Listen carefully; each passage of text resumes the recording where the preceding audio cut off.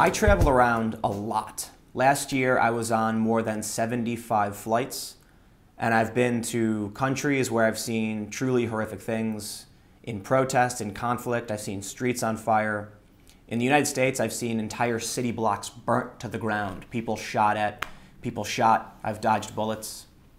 In 2014, I had returned from a trip, and I was sitting in my apartment in New York. I lived off of Myrtle and Nostrand, which is in Brooklyn. And this is my time to relax. You know, I'm not out and about, I'm not off in some dangerous place, and I'm sitting there in my shorts eating a burrito and watching some cartoons. And I get a text message, "Are you anywhere near the shooting?" And I'm like, what shooting? All of a sudden, a helicopter shoots straight over my apartment, like seriously close. And I can see it through the window, and it banks right, and I run up and look, and sure enough, cops are everywhere. And this is when I'm thinking, what the hell just happened? So I checked on Twitter, and I had unplugged. I was trying to relax, and sure enough, two police officers, an Asian man and a Latino man, were assassinated in their car by a black supremacist. And I grabbed my gear, I ran to ran downstairs, went to the front door. I lived on the 4th floor. And as soon as I tried to go outside, there were cops in front of my apartment. They wouldn't let me leave. They told me that the whole area was locked down and I have to stay inside. I cannot leave my building. So I waited a few minutes until the cops had walked away, and then I went outside because I needed to see what the hell was happening. It started getting dark and the street lights were off. The whole street was shut down with tape, police tape everywhere, and the only way in or out was to prove that you lived somewhere, that you lived on this block. And then a police officer would come and escort you to your building. But they kept telling people, once you go in, you don't come out. So I snuck across the street into what people call the Marcy Projects. It's project housing. And I was able to make my way around. And that's where I saw the scene, the squad car, where these two cops had just been brutally murdered in cold blood. A car pulls up, and there's a guy, someone from the neighborhood, I'm assuming, and he starts screaming and cheering. Something about dead pigs, dead cops, clapping and laughing. And this, most of the people there were shocked, shaking their heads, saying, why is this happening in our neighborhood and things like that. But there was more than one person who was screaming and cheering for this. And that kind of stuff freaks me out. It scares me. I know it exists. I'm from Chicago. I've seen this stuff before. So then something interesting happens as time goes on and we see more and more political violence. The guy who murdered these two cops said, they take one of ours, we take two of theirs, and he was talking specifically about Michael Brown and Eric Garner. And this guy, at least according to a lot of sources online, was a black supremacist. He had ties to black nationalist groups. I hear about this political violence. I hear about the politicians being shot at the baseball game. We hear about the street battles that are going on and the rise of the alt-right and actual neo-Nazis. And whenever I try to explain to people that there really is violence on many sides, they always throw this false equivalence argument at me. Both the left and the right does this. I look at my Twitter after I said I wanted to call out both sides, and sure enough, it's people saying it's the left that's violent, the right is defending itself. And then you hear people on the left say, no, these people want to oppress us, that we're defending ourselves. And they post memes about centrists trying to compromise between genocide and civil rights, as if that's the only thing that's going on. So I started thinking about, what will the future hold? What are we going to see happen? Someone asked about punching Nazis. And at least we're seeing on the internet that apparently Noam Chomsky responded, and he's very popular amongst the left, that when we enter the arena of violence, the most brutal guy wins, and that's not us. That's what he said. And I think when you look at what happens in Charlottesville, that exemplifies this statement by Noam Chomsky. Many of these people came down to hold their peaceful rally, as they say. But many of them have extremist political views, as we saw in the Vice documentary, as we heard them chanting, Nazi slogans. Yes, they actually were. And I've had people on the right tell me that's just mainstream propaganda. No, I've actually seen the videos where people are yelling Nazi slogans. People who claim that they're not Nazis, then telling me that they didn't realize that the things they were saying were straight from the Nazis. And then you have the far left, which are communists. They're violent. They wear all black. They wear masks. They hide their identity. And they go and they attack people while chanting them down, just a form of strange groupthink. Both of these factions are fighting. And in the end, one side gets more violent. And that was the white nationalist who drove his car into a group of people. I saw a thread the other day that was retweeted. Someone made the argument that all of this identity politics, what the left is doing, is going to result in an explosion of nationalism. And I don't necessarily agree, but I'll explain. A lot of people I know on the left are saying that as people tear down these Confederate statues, conservatives are making up this fake talking point about people wanting to tear down the Founding Fathers. But that's not necessarily untrue. Yes, I believe the conservatives are mostly the ones who are highlighting this. But go on Twitter and you can see, longer than we've been talking about the Confederate statues, there have been people saying defund these memorials, take down these statues and monuments. This is not a new phenomenon.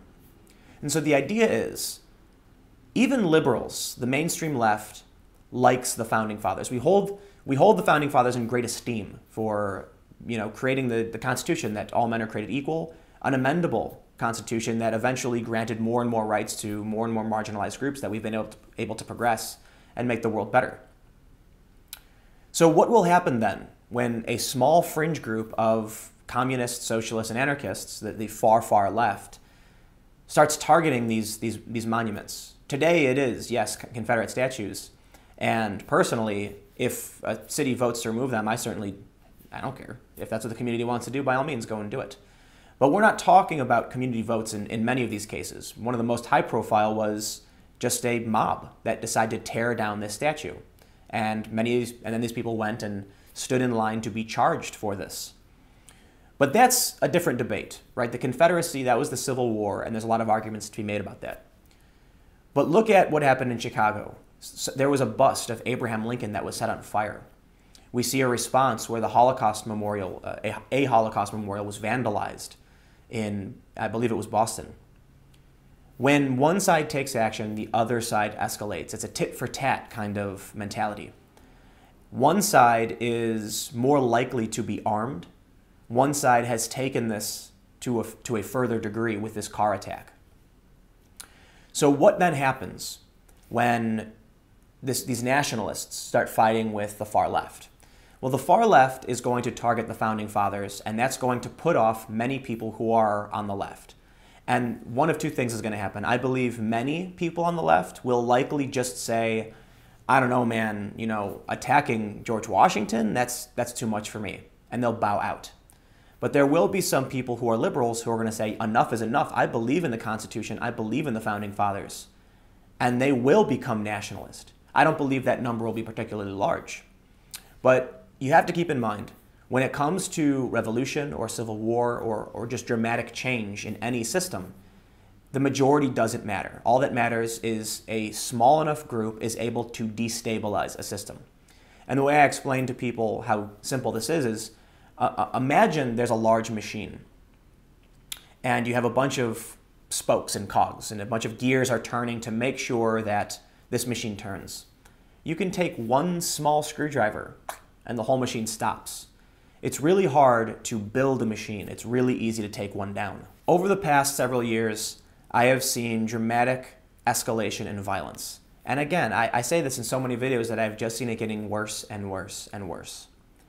And now we see this attack on Trump for calling out many sides, as if people have forgotten that there are videos of Antifa beating unconscious people on the ground, spraying innocent bystanders with mace, pepper spray, bashing someone over the head with a bike lock, that this Bernie Sanders volunteer took a rifle and shot several politicians, that a man whose intention was to kill white people in Texas took a rifle and shot a bunch of cops, that a man in front of my apartment in New York City assassinated a Latino and an Asian cop. It had nothing to do with white people. It had to do with black supremacy and attacking the institution.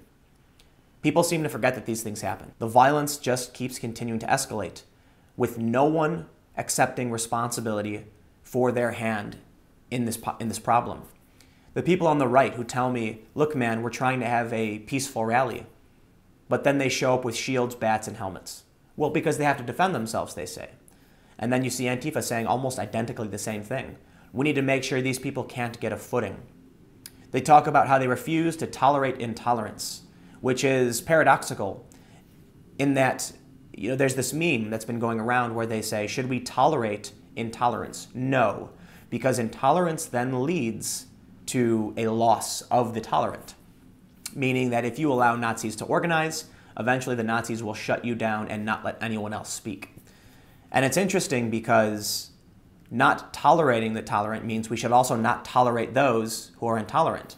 It's a cyclical paradox in a sense, that if the people who are aligned with Antifa think that they have a right to shut down those they don't tolerate, well then anyone has a right to shut down them as well. The natural conclusion, in my opinion, is that the alt-right wins. I was watching one of Sargon's videos from just the other day where he actually has sources. He actually shows videos of members of the alt-right, actual neo-Nazis and racists, praising the actions of the far left and Black Lives Matter because it has strengthened them, and as they said, it's driven people into their arms. So lately, I've felt like I've been sitting in this building surrounded by people, and smoke starts to fill the room. The other people look around and they see the smoke, but instead of taking action, they look to each other. Is there a fire here? I don't know. No one else is doing anything right, so why should I? And I don't want to be that person that sits in a burning building because no one else is moving.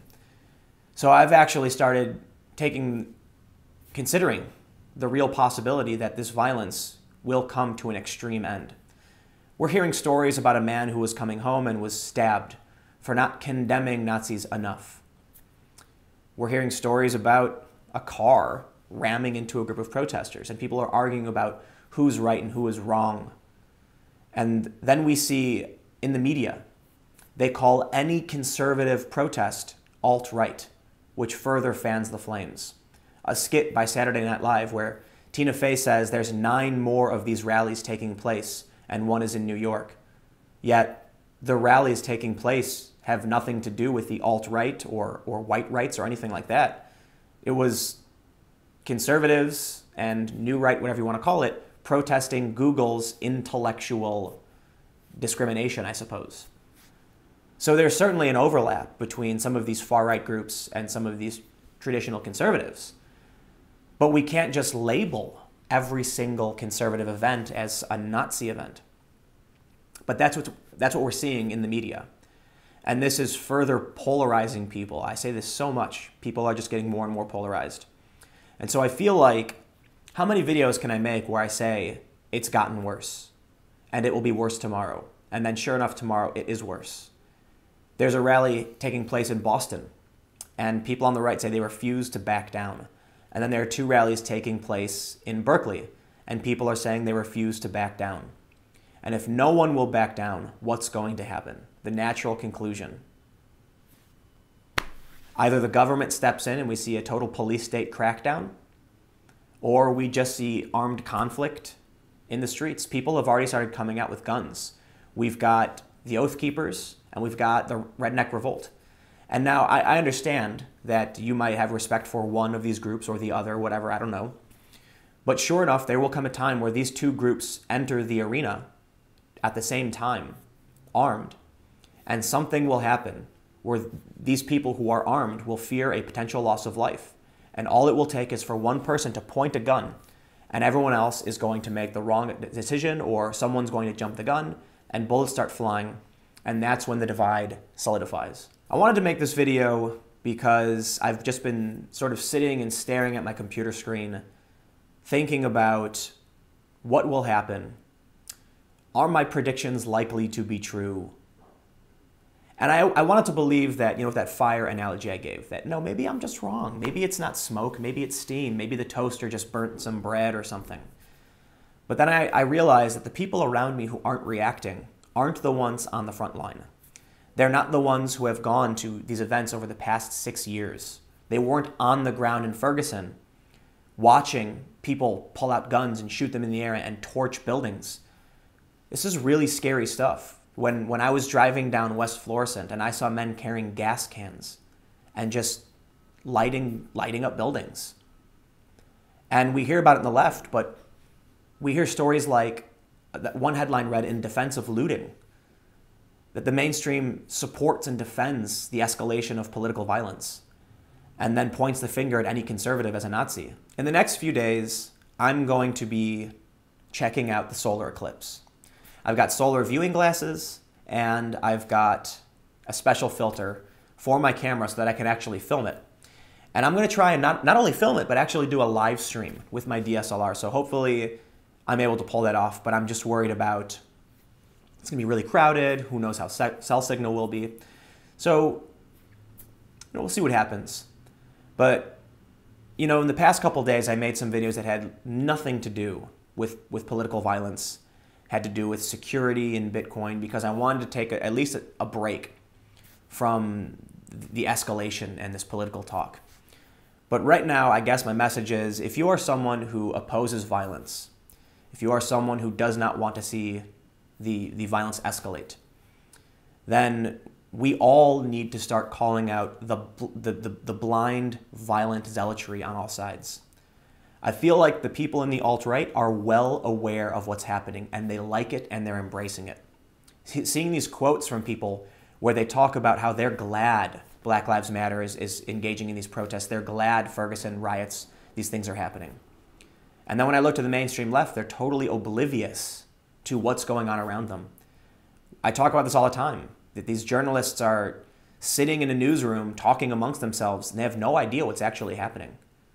When I talked to Max Kaiser, if you're familiar, and Stacey Herbert about what's been going on, they said that they came back from Europe thinking that everyone hated Trump, and when they show up to these rural areas, they see Trump signs everywhere that people really don't realize. They pay attention too much to the news, which is just a bunch of people sitting in New York talking to each other who haven't gone to these places. And that says to me that we are blind right now. And to a certain extent, maybe I actually do know more than the average person, in which case my predictions for what's going to happen next are dire. Hopefully, in a year or two, I look back at this video and I laugh. And I'm like, wow, I can't believe it, that I really thought it was going to get bad. I can't believe that, right?